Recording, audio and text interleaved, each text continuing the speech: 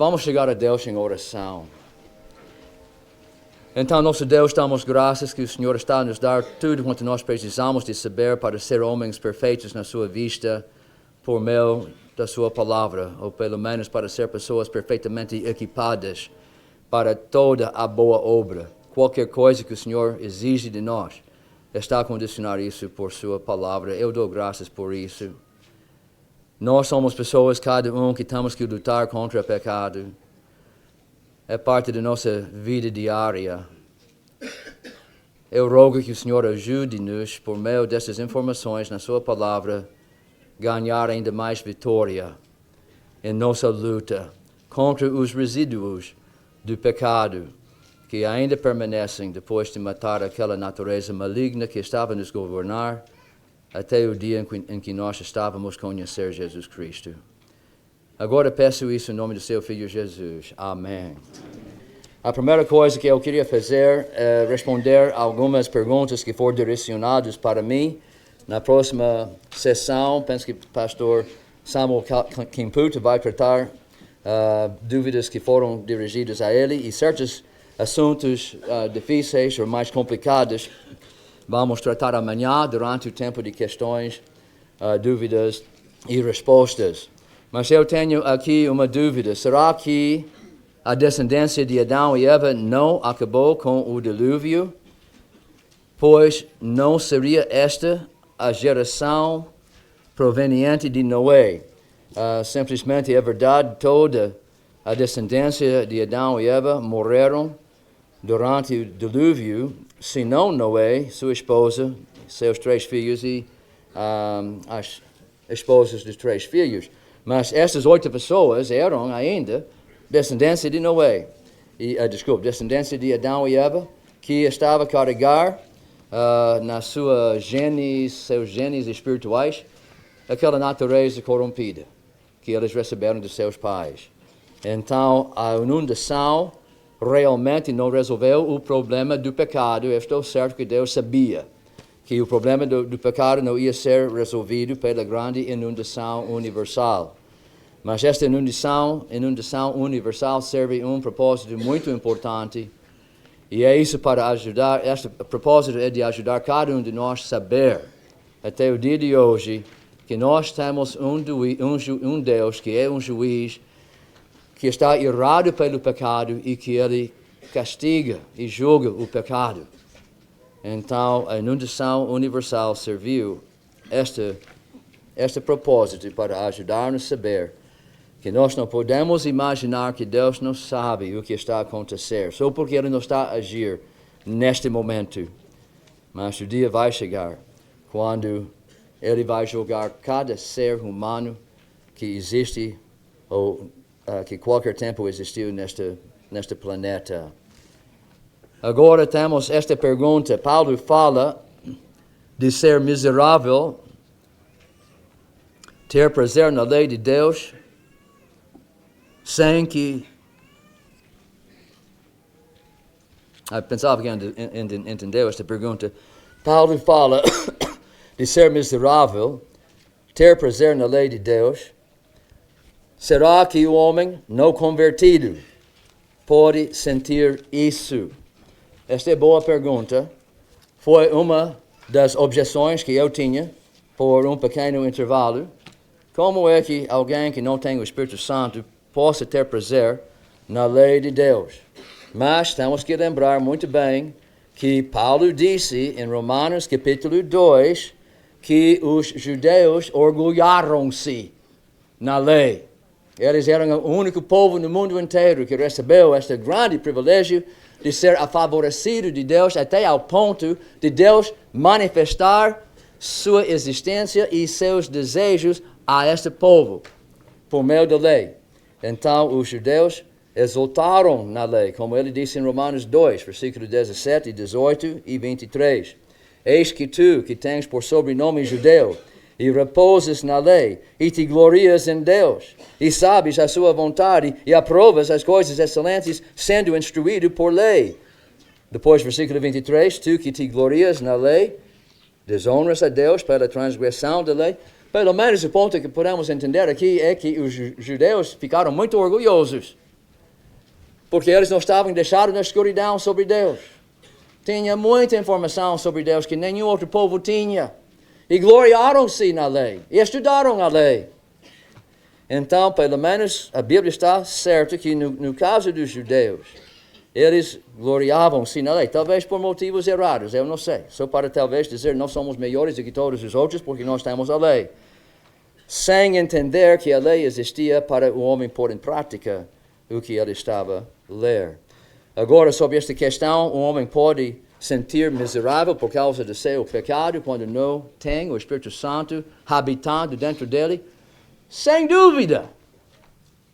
É precisamente por esta maneira que o Espírito Santo trabalha para levar a pessoa a buscar Jesus Cristo. Ainda o Espírito Santo não está a habitar dentro do seu coração, mas o Espírito Santo está a operar nele, convencendo ele que ele é um pecador miserável. Este é o propósito do Espírito Santo. Jesus disse isso em João 16, versículo 8. E quando ele vier, este Consolador, este Espírito Santo, convencerá o mundo do pecado e da justiça e do juízo. Do pecado porque não creem em mim, mas ainda vão ser convencidos. Estão convencidos que realmente eu sou grande pecador miserável.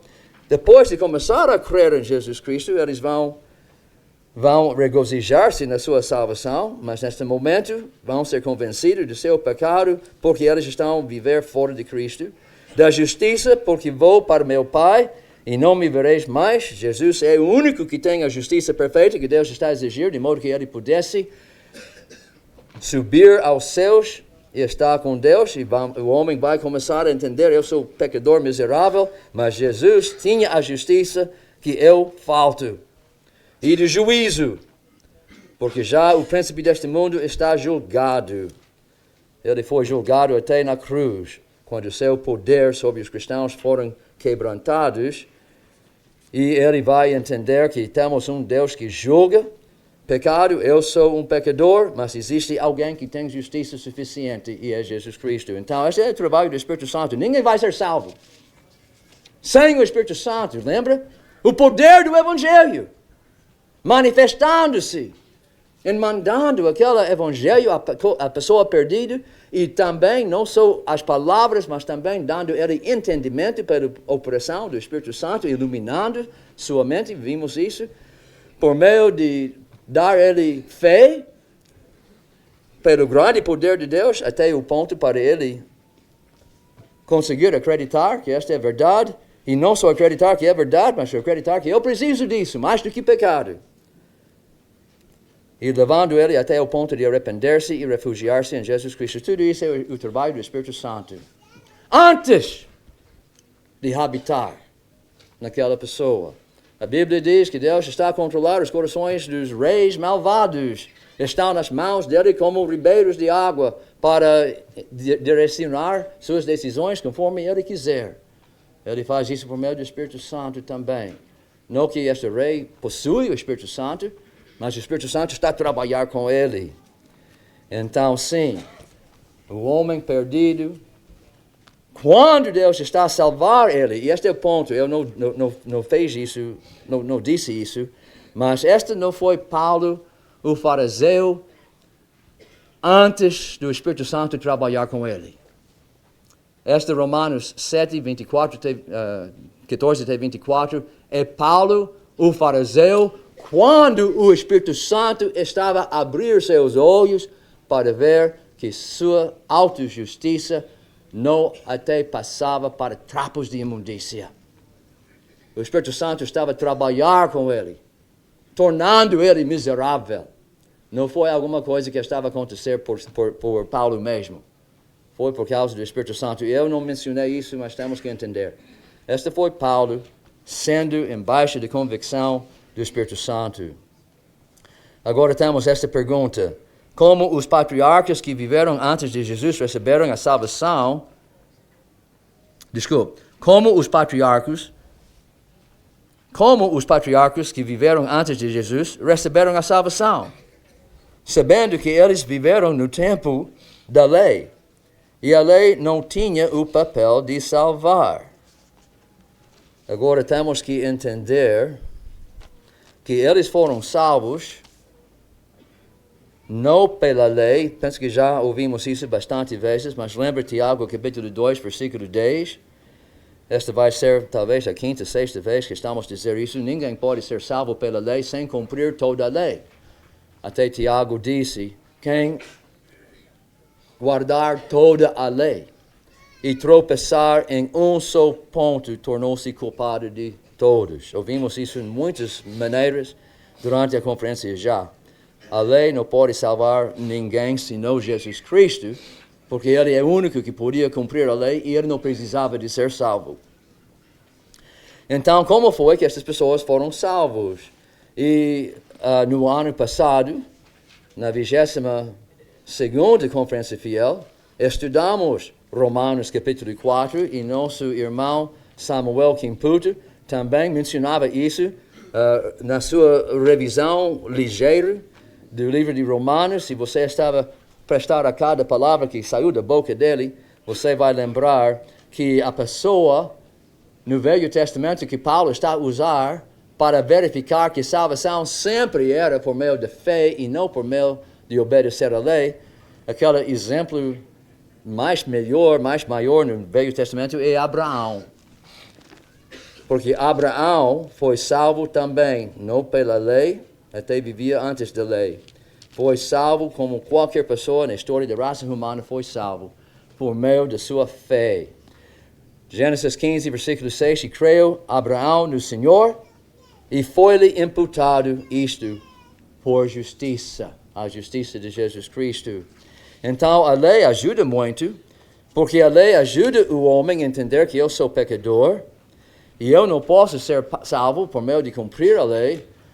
E até a pessoa que está a estudar a lei entende que ele tem que arranjar um animal perfeito, sem defeito, ainda jovem, ainda excelente, e tem que levar este animal ao sacerdote. Às vezes ele tem que pôr suas mãos sobre este animal e confessar seus pecados, e depois este animal tem que morrer no lugar dele, com seu sangue derramado para purificação. Então a lei está a esclarecer muito bem o que o homem tem que saber para ser salvo pela fé. Eu tenho que ter um substituto que pode morrer no meu lugar, que pode me purificar por meio do seu sangue. Então a lei está já a apontar este pecador para Jesus Cristo sem ele saber ainda quem é Jesus Cristo. Mas cada vez que ele está em obediência a oferecer sacrifícios por causa dos seus pecados, confiando que de qualquer forma Deus vai usar esse sacrifício para me purificar e para me receber, ele estava a mostrar fé. E realmente não foi esse sacrifício do animal que estava a salvar ele, foi a sua fé na revelação de Deus. Condicionando a justiça de Jesus Cristo à sua conta, de modo que ele também podia ser 100% justo nos olhos de Deus. A lei serviu para mostrar ao homem que ele era pecador, mas não só isso, também serviu para mostrar ao homem que ele precisava um sacrifício que ao longo do tempo foi revelado a ser não o cordeiro do animal, mas o próprio Jesus Cristo. Então, sempre salvação vem por meio da fé. Agora, temos esta pergunta. O Dr. Charles disse que a perfeição será no futuro, no tempo da glória. Com isso, a Bíblia não diz que o cristão deve ser perfeito. Eu não disse essa segunda parte. Não são palavras que eu disse. Eu não disse que a Bíblia diz que o cristão não deve ser perfeito. Realmente, eu insto, mais do que qualquer pessoa, o cristão tem que ser perfeitamente justo. Eu digo isso. Eu estou a instar nisso. Se você não está perfeitamente justo, você não está salvo.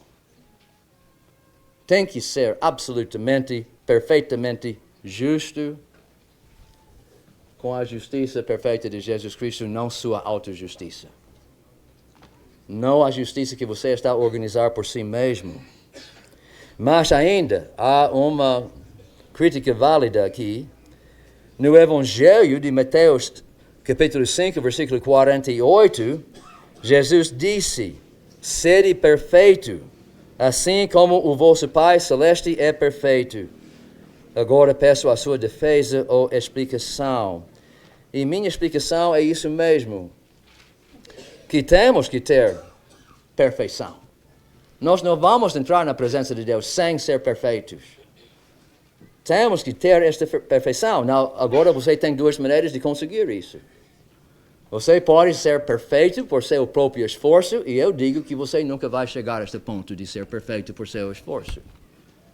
Até o crente nunca vai ser perfeito na sua própria esforço, em qualquer coisa que ele faz, porque eu estou a entender pela Bíblia que o cristão mais desenvolvido espiritualmente até no fim desta vida ainda vai precisar lutar contra o pecado até que Jesus voltar e dar ele este corpo glorioso e imaculado.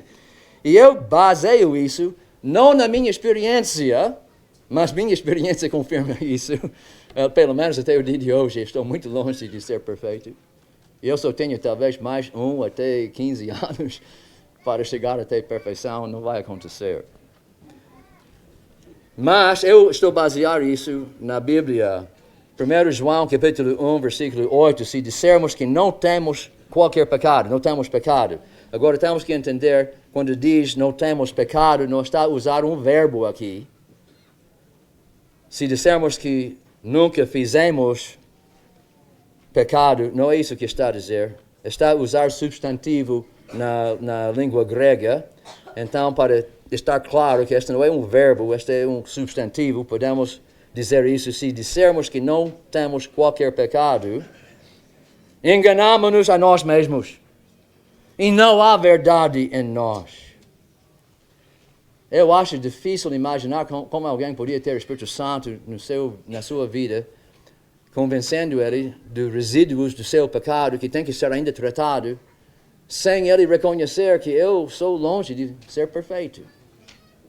É difícil eu imaginar como alguém podia entender a grandeza de Deus 3 vezes santo e ter seus olhos fitos em Jesus Cristo e dizer, eu, na minha própria pessoa, eu estou tão perfeito como Jesus. Já conseguiu. É difícil eu entender como alguém com o Espírito Santo podia dizer isso, e também João está a concordar. Se dissermos que não temos qualquer pecado, enganamos-nos a nós mesmos e não há verdade em nós. Se confessarmos os nossos pecados, Ele é fiel e justo para nos perdoar os pecados. Está a escrever aos cristãos, não está a escrever às pessoas perdidas.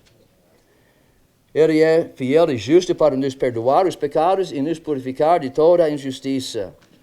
Se dissermos que não pecamos, e aqui é verbo, fazemos-lo mentiroso, e a sua palavra não está em nós. Então, na base deste trecho, eu penso que até o fim da minha vida, eu sempre vou olhar para Jesus Cristo e eu vou sempre dizer, o mais que eu conheço Ele melhor e melhor, eu estou muito longe daquele padrão de justiça. Eu preciso de muita ajuda.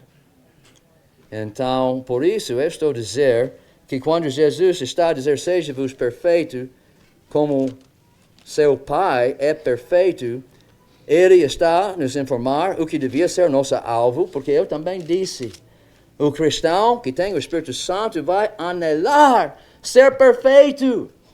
Paulo disse isso em Romanos 8, penso que é 23, mas o pastor Samuel pode destacar o lugar. Mas o crente está a gemer dentro de si mesmo, desejando muito esta perfeição que nós vamos receber algum dia. Então Jesus está a nos dar este alvo, esta meta que nós devemos buscar e que o cristão queria realizar na sua vida. E não só isso, Mas para muitas das pessoas que estavam a ouvir aquela pregação do monte, Jesus estava a tentar mostrar às pessoas com ainda mais força do que a própria lei. Você é pecador. Você falta muito. Porque ele enche aquela folha inteira de nossa Bíblia. Minha Bíblia termina esta folha com o versículo 48, mas começa com esta. Porque vos digo que, se a vossa justiça não exceder a dos escribas e fariseus, de modo nenhum entrareis no reino dos céus. Então, ele estava a dizer às pessoas mais justas: você já decorou 613 leis no Velho Testamento. Você pode alistar tudo isso. Você está a observar essas leis cuidadosamente durante a sua vida, cada dia. Todo mundo vai dizer: não. Eu até não posso alistar 613 leis, muito menos cumprir.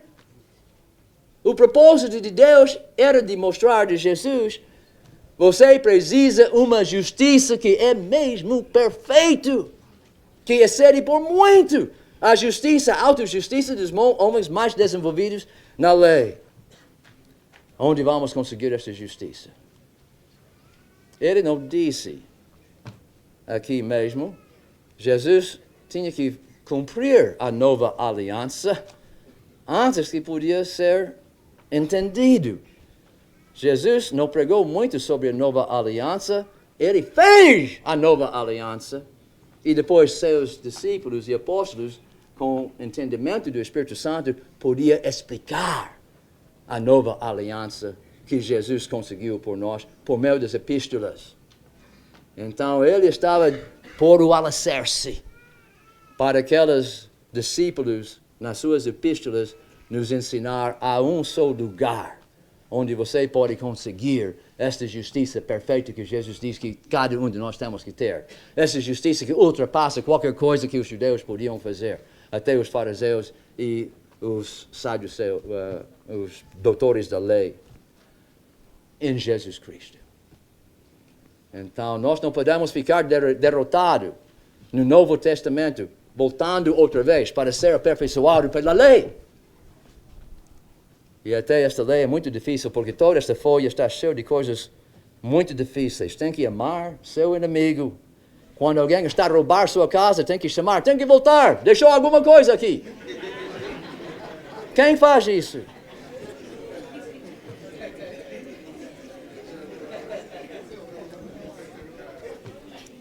Tem que abençoar as pessoas que estão a desprezar você. Tem que sempre cumprir sua promessa sem nunca falhar. Não pode divorciar. Se você está divorciado ou divorciou, já está perdido, não há esperança. A lei de Jesus é muito difícil. Nós, homens, se você olhar para uma mulher para desejar ela, que não é sua esposa, já está reprovado.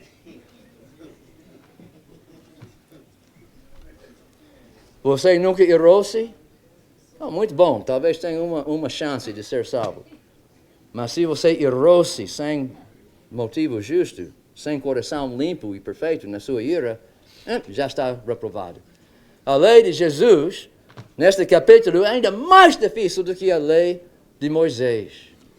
E não tem sentido para os cristãos que estão livres da lei de Moisés substituir uma lei ainda mais impossível para cumprir do que a lei de Moisés. E depois tentar fazer isso na sua carne. Nós temos que depender em Jesus Cristo 100% e perder, como Jesus estava nos ensinar aqui, perder toda a esperança em si mesmo. Ok. Agora, a última coisa que está aqui.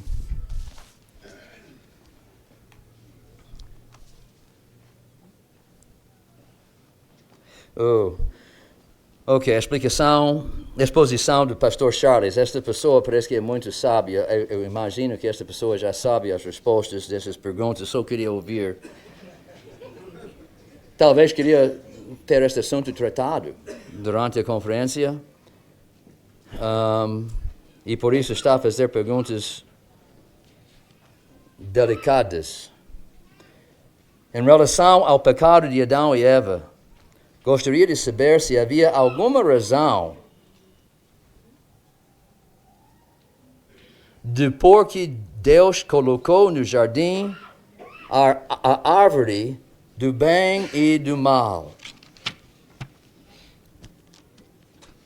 Por que Deus colocou no jardim a árvore do bem e do mal?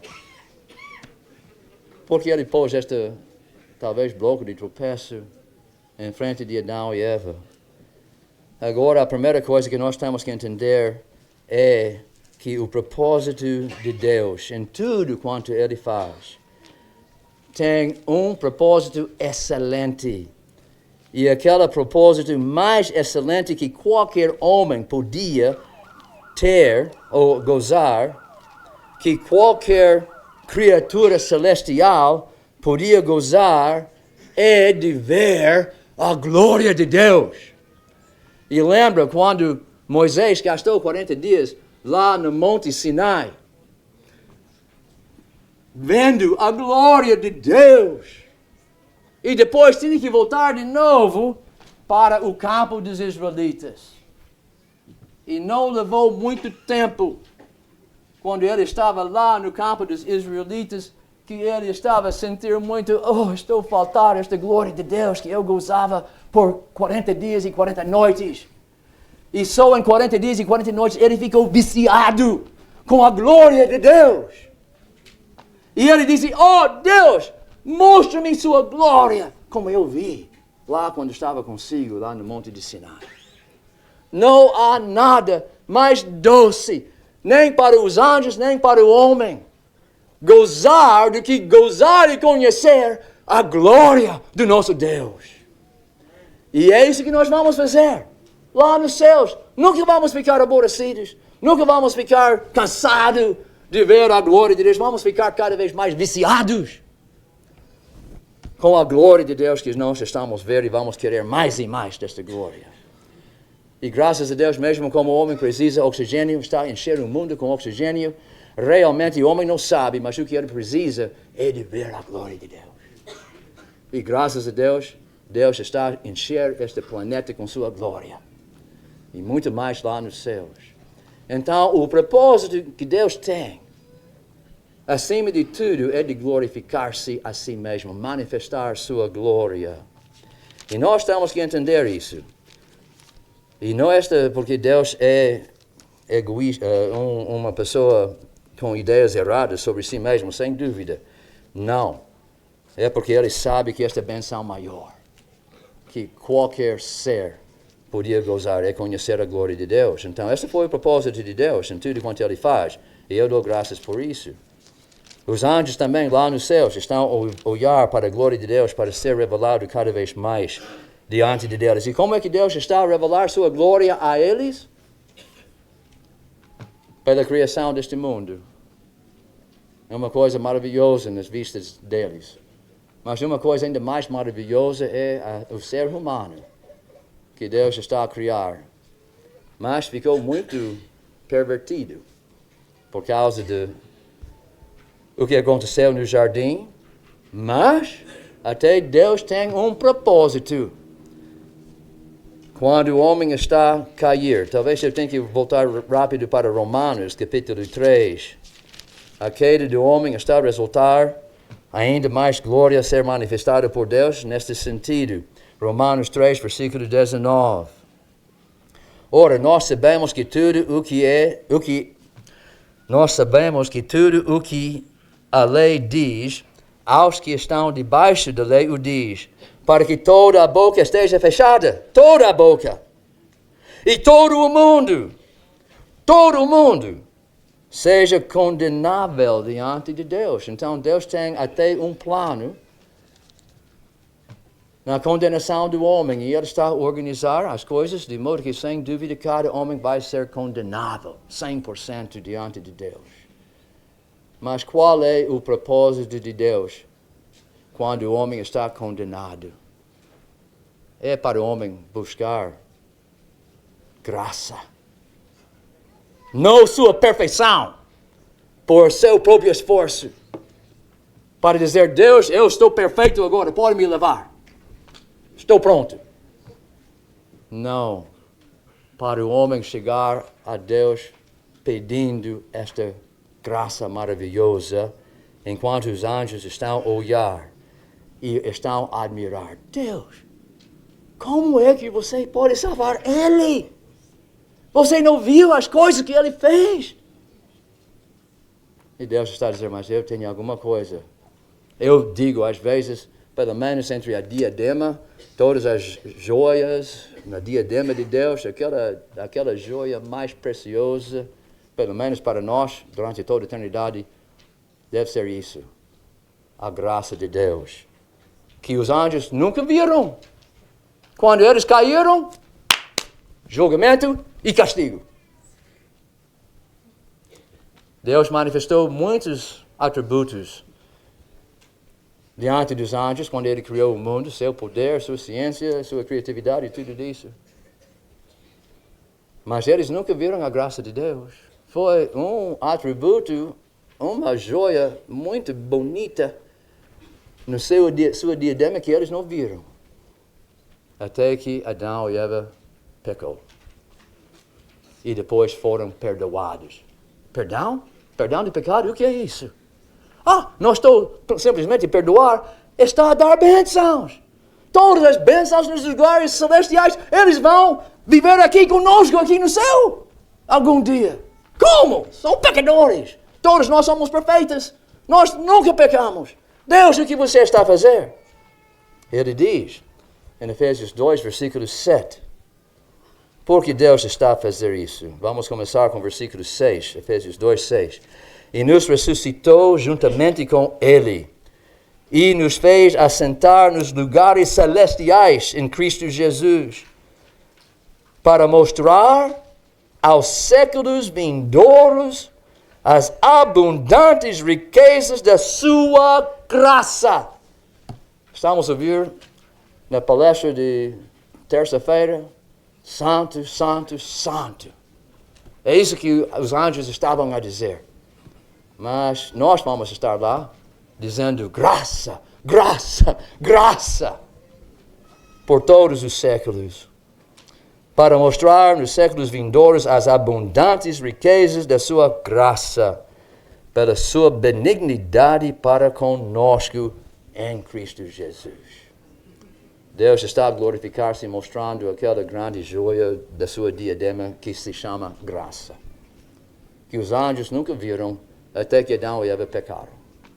E nós vamos apreciar isso mais do que qualquer anjo, porque nós vamos ser recebedores desta graça.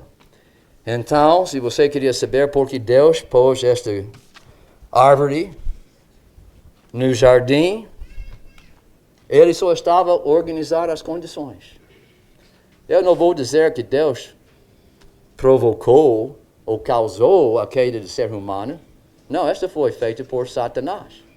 Satanás pensava agora, esta é minha oportunidade, eu vou estragar os propósitos de Deus. Eu vou chegar lá, eu vou criar confusão. Ele deu eles um mandamento. Então, este é onde eu posso trabalhar. Eu sou grande enganador, eu vou trabalhar com esta Eva, muito ingênua, muito simples, e eu vou induzir ela a pecar, estragar o que Deus está a tentar fazer. Mas enquanto Satanás causou a queda do homem, e Satanás estava a cumprir seu próprio propósito, que é de estragar tudo, Satanás nunca consegue fazer nada que não está a promover o propósito de Deus. Quando ele matou Jesus Cristo, acabei com ele, já não há esperança. Não sabendo que ele quebrantou seu próprio poder, porque seu poder é a multa do pecado da raça humana, e ele perdeu todo este poder quando ele crucificou Jesus Cristo. Ele pensava que estava a estragar o propósito de Deus no jardim de Éden, quando só estava a cumprir exatamente o que Deus queria. Porque Ele criou a raça humana com este propósito, para mostrar para os séculos vindouros a abundância, a grandeza da minha graça, na minha benignidade para com esta raça de pecadores. Então, só para responder esta pergunta, Agora, existe mais uma coisa aqui. A experiência e a escritura. E lendo esta pergunta, eu pensava que estava a dizer qual é a interação entre experiência e as escrituras. Porque eu tinha dito, mal entendi esta pergunta talvez no princípio, porque eu tinha dito nós não podemos fabricar ou desenvolver nossa doutrina sobre pecado na base da nossa experiência. Estava a falar com meu pastor ontem à noite. E uma coisa sábia que ele me disse: nós nunca podemos interpretar a Bíblia na luz da nossa experiência. É grande possibilidade de errar. Antes, nós devemos interpretar sempre nossa experiência na luz da Bíblia. Isto é muito importante. Eu queria ilustrar porque isto é importante. 1 Coríntios capítulo 6, versículo 9, 10. Vou parar com 1 Coríntios 6, 9 e 10. Vamos ouvir mais sobre isso amanhã por Pastor Saul. Mas Paulo está a escrever isso. Primeiro vamos imaginar que eu sou um pastor que está envolvido num relacionamento sexual com uma mulher que não é minha esposa. Ok? Vamos imaginar isso. Talvez existem certas pessoas aqui, nesta tenda, que está envolvido agora num relacionamento sexual com alguém que não é sua esposa.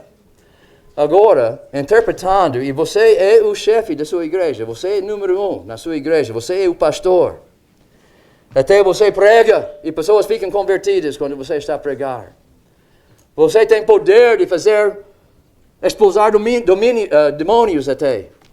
Talvez tenha poder como os feiticeiros para operar milagres, para impressionar as pessoas com seu poder espiritual. E você está a chegar até 1 Coríntios 6, versículo 9 e 10. Não sabeis que os injustos não hão de herdar o reino de Deus? Não erreis, nem os devassos, nem os idólatras, nem os adúlteros. Vou repetir, nem os adúlteros, nem os afeminados, nem os sodomitas, nem os ladrões, nem os avarentes, nem os bêbados, nem os maldizentes, nem os roubadores herdarão o reino de Deus. E é o que alguns têm sido. Mas haveis sido lavados, mas haveis sido santificados, mas haveis sido justificados, santificados em nome do Senhor Jesus e pelo Espírito do nosso Deus. Então, se eu estou a interpretar este versículo conforme a minha experiência, eu vou dizer, eu estou a ver que diz que nem os adúlteros vão herdar o reino de Deus, mas olhe, eu sou o número 1 na minha igreja, eu tenho poder espiritual, pessoas ficam convertidas quando eu estou a pregar, eu até posso expulsar demônios, eu posso fazer milagres. Então, não há dúvida, se Deus vai salvar alguém na minha congregação, eu sou o primeiro. Então, este trecho deve ser para os membros simples. Mas não para alguém com poder espiritual como eu tenho. Eu estou isento. Muitos pastores pensam assim, não é? Esta é interpretar a Bíblia segundo a sua experiência. Mas agora vamos interpretar a Bíblia, vamos interpretar a minha experiência segundo a Bíblia. Mesma pessoa. Lendo isso, não sabeis que os injustos não hão de herdar o reino de Deus? Não erreis, nem os devassos, nem os idólatras, nem os adúlteros, nem os adúlteros herdarão o reino de Deus? Ai de mim! Estou perdido! Segundo a Bíblia, eu sou perdido! Eu tenho que chegar de novo até o primeiro passo e procurar conhecer o Evangelho que realmente perdoe os pecados e transforma a vida. Até agora estou o derradeiro na minha igreja. Eles vão herdar o reino de Deus, mas não eu, segundo a Bíblia. Esta é interpretar nossa experiência segundo a Bíblia. Agora, vamos chegar àquele padrão de Jesus Cristo para ver qual política está a dar o resultado seguro. O que Jesus diz sobre este assunto? Ele está a dizer que as pessoas que são muito fortes na igreja são isentos dessas coisas? Ou que realmente a pessoa que está a cometer essas coisas dizendo que eu não tenho que preocupar-me porque eu tenho poder espiritual, o Espírito Santo está comigo? Quem tem razão? Jesus está a nos avisar, nem todo o que me diz Senhor, Senhor entrará no reino dos céus, mas aquele que faz a vontade do meu Pai que está nos céus. Muitos me dirão naquele dia, Senhor, Senhor, não profetizamos nós em teu nome? Em teu nome não expulsamos demônios? E em teu nome não fizemos muitas maravilhas? E então lhes direi abertamente, nunca vos conheci. Apartai-vos de mim, vós que praticais a iniquidade. Então, não é seguro interpretar a Bíblia na base ou na luz da sua experiência. É fatal. Nós não podemos olhar o que a Bíblia diz sobre o Espírito Santo e dizer, mas esta não é minha experiência, então a Bíblia está errada. Fatal. Erro fatal. Nós temos que avaliar nossa experiência na luz da Bíblia e decidir, eu estou em Cristo ou eu estou simplesmente em religião. É muito importante para não ter uma grande surpresa no dia do julgamento final. Mas, lendo isso mais cuidadosamente hoje de manhã, eu descobri que foi diferente.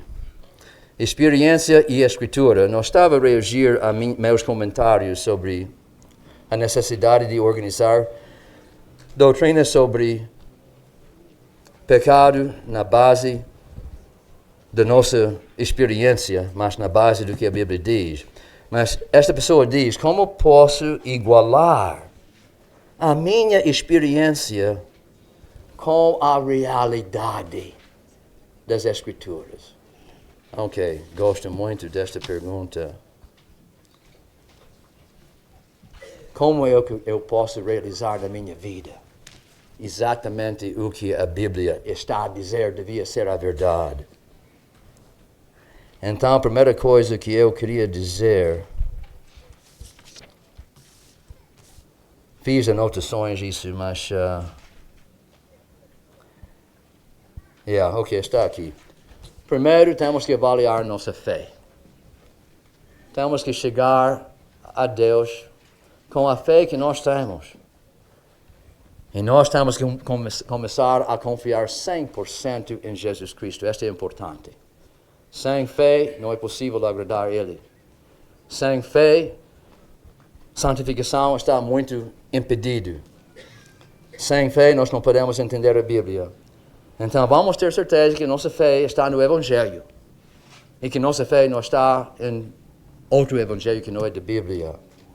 Nossa fé não está na nossa capacidade de tornarmos perfeitos nesta vida. Nossa fé está em Jesus Cristo por completo.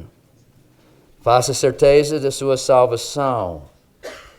Que você está a confiar apenas em Jesus Cristo e em nenhuma outra coisa.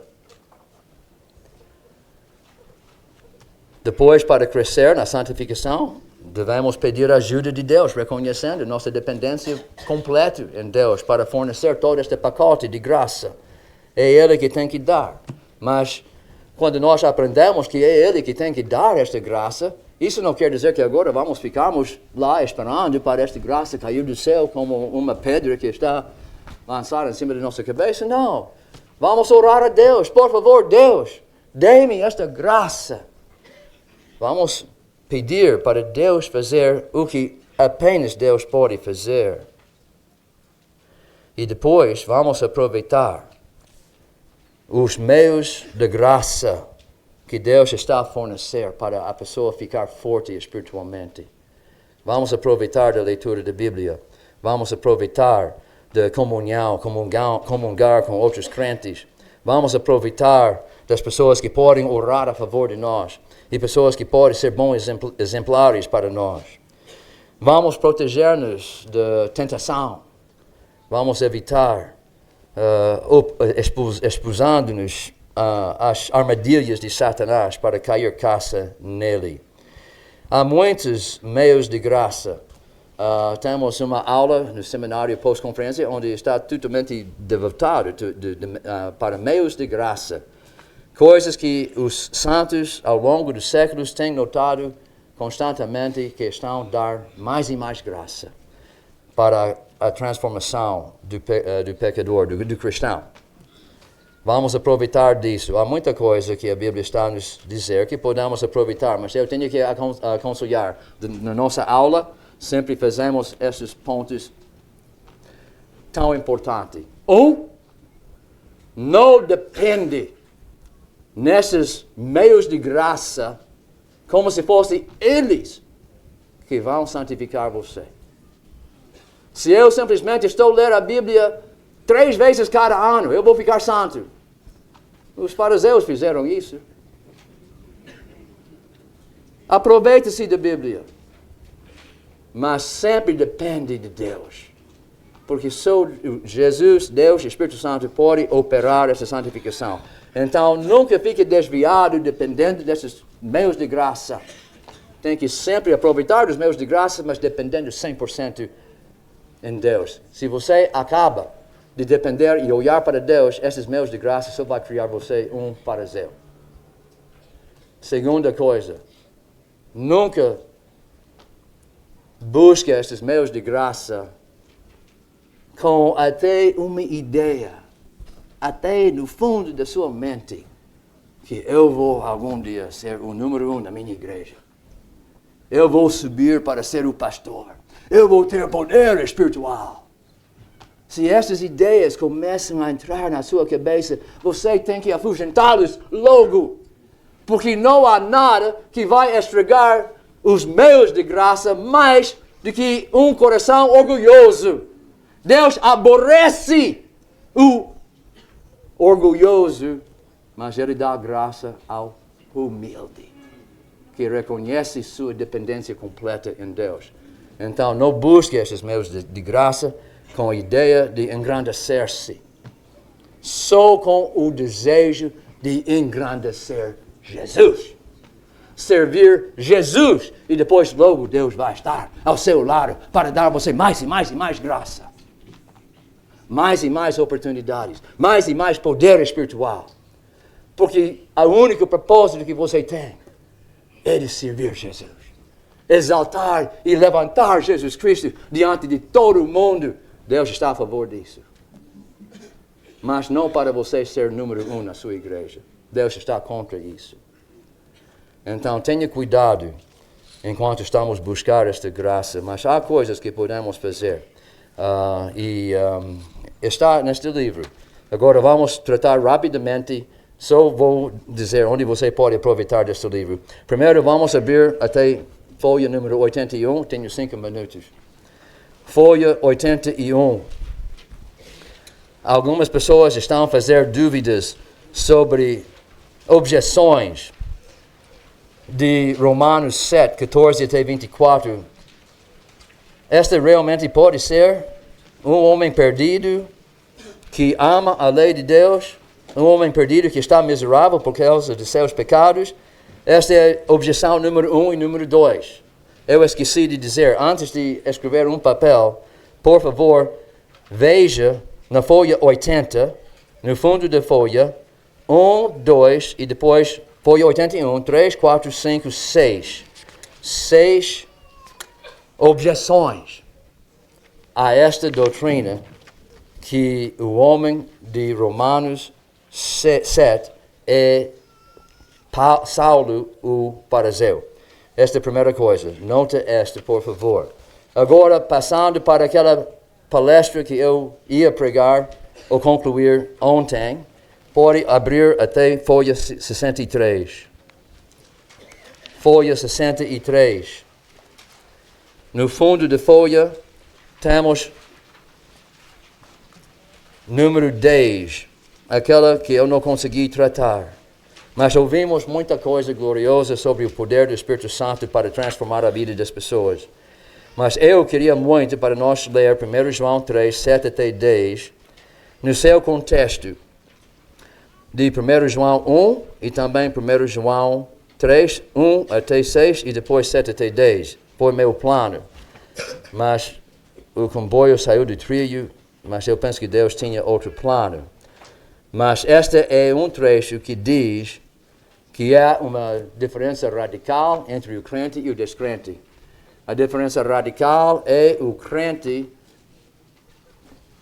tem a semente de Deus, está nascido não apenas fisicamente, mas está nascido espiritualmente com a semente de Deus, mesmo como nós nascemos graças à semente de nosso pai e mãe e até Adão, nós estamos nascer espiritualmente porque a semente de Deus está introduzida dentro de nós e este é o Espírito Santo e está a dizer que o cristão, vamos só ler estes versículos, nós não vamos pregar isso, mas pode conhecer pelo menos 1 João, capítulo 3, versículo 7, 8 e 9 e 10.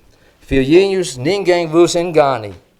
Quem pratica justiça é justo, assim como ele é justo. Quem comete o pecado, e a palavra é a pessoa fazendo pecado. Fazendo pecado é um ato repetido, é uma coisa que caracteriza a sua vida. Mas João Almeida, em vez de dizer a pessoa fazendo pecado, ele está a traduzir quem comete o pecado é do diabo. Porque o diabo peca desde o princípio. Para isto o Filho de Deus se manifestou, para desfazer as obras do diabo. Jesus chegou no mundo outra vez para conseguir nossa obediência, não nossa desobediência.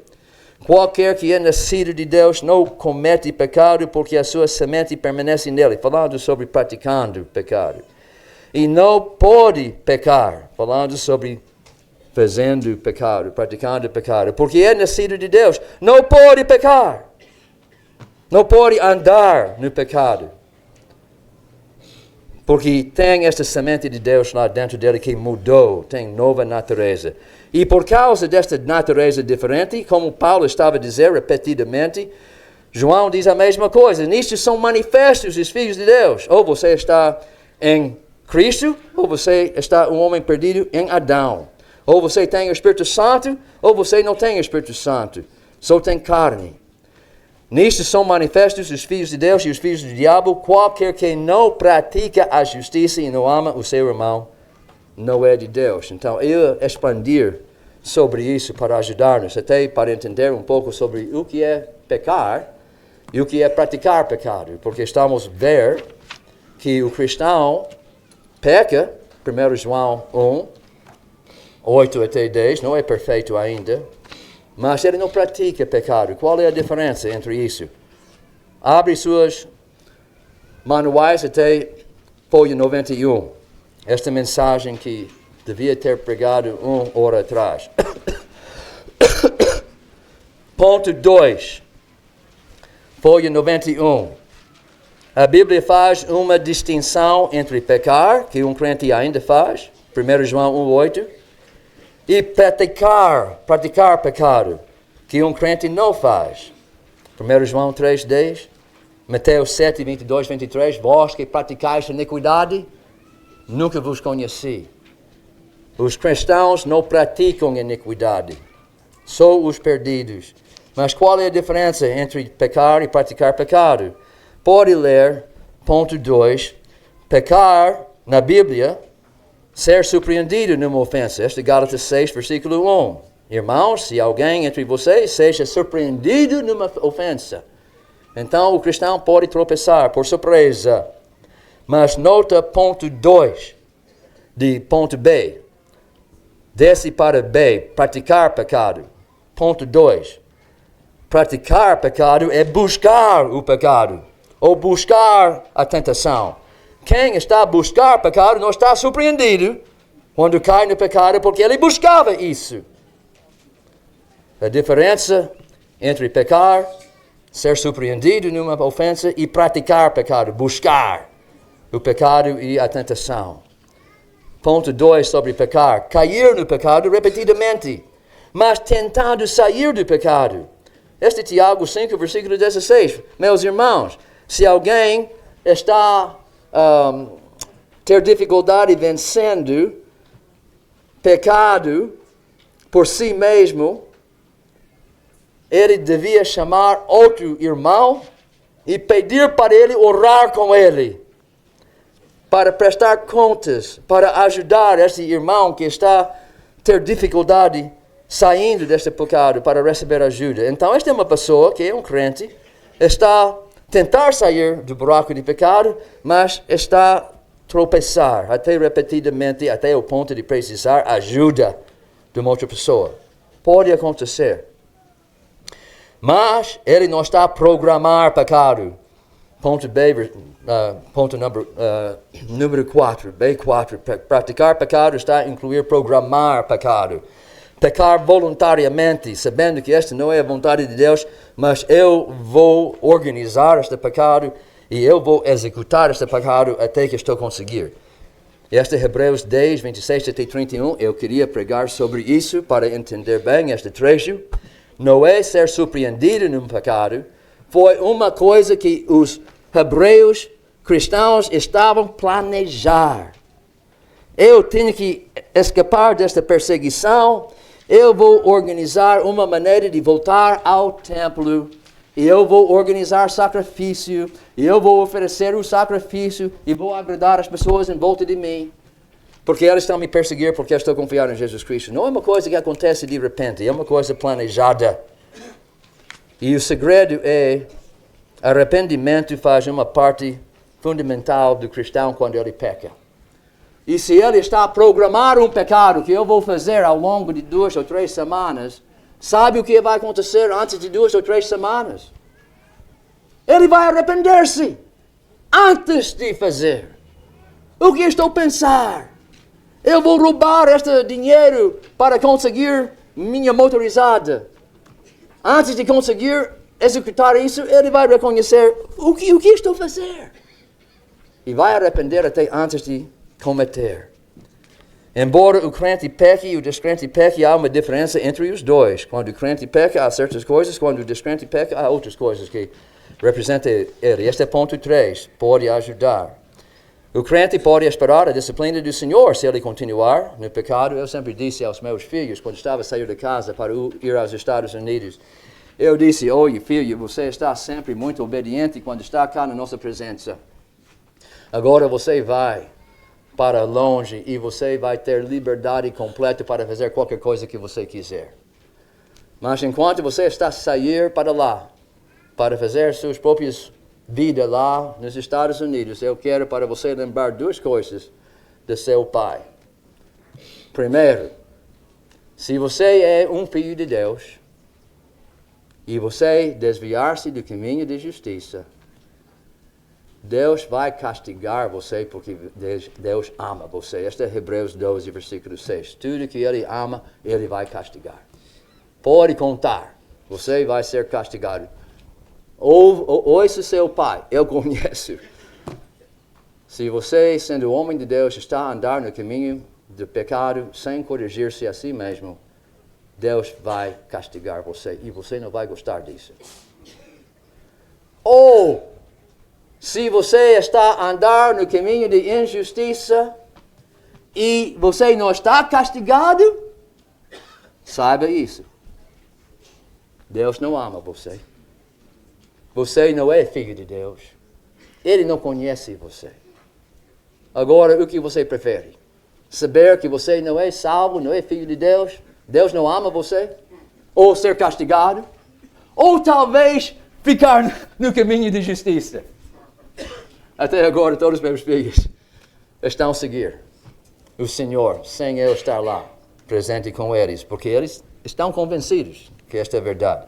Disciplina do Senhor. Arrependimento, ponto 5. Como distinguir entre arrependimento falso e arrependimento sincero? Muito importante, ponto 7, para líderes das igrejas. Quando você chega a alguém que está a ter problemas com o pecado, e você tem que avaliar, estamos a falar aqui com um cristão que está a tropeçar, ou estamos a falar aqui sobre um descrente que está a manifestar sua realidade? Você pode descobrir isso por meio de avaliar o arrependimento daquela pessoa, mas tem que entender algumas coisas sobre arrependimento. Ponto 7. Ajuda-nos a distinguir entre arrependimento sincero e arrependimento falso. E até um dos casos de estudo foi devotado a esta questão. Distinguir entre arrependimento sincero e arrependimento que não vem de Deus. Meios legítimos e ilegítimos para promover santificação. Ponto 8. Agora, ponto 9, 10, 11, especialmente ponto 9 é muito importante, mas o tempo acabou, vou terminar. Mas espero que esta informação sobre pecado e cristão, que também eu digo, estudamos tudo isso no nosso seminário, pós-conferência de teologia sistemática. Se você não já fez a prova e tudo, perdeu este ano.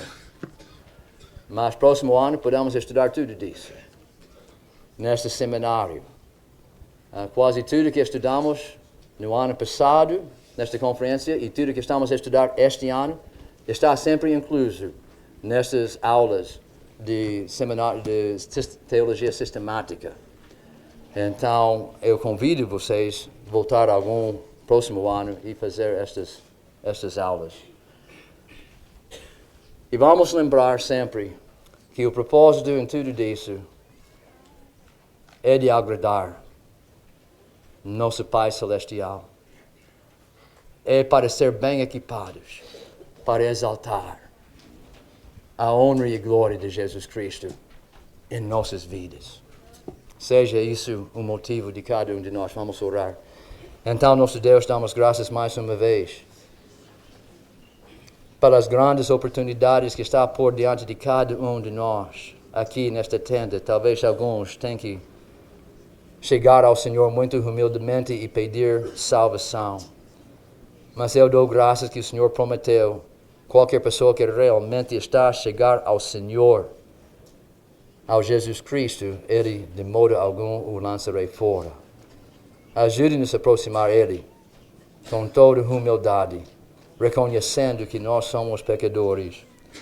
Mas para os outros que estão a andar no Senhor, talvez até esta conferência minimizando o poder do seu Espírito Santo, não acreditando que sua palavra diz sobre esta transformação maravilhosa, colocando-nos e outras pessoas naquele capítulo 7 de Romanos, que o Senhor possa mudar nossa maneira de pensar e que nós possamos realizar a plenitude do poder do seu Espírito Santo, não para expulsar demônios, e não para fazer milagres, e não para pregar com voz alta, mas o poder dele para glorificar o Senhor na maneira que nós estamos a viver dia após dia.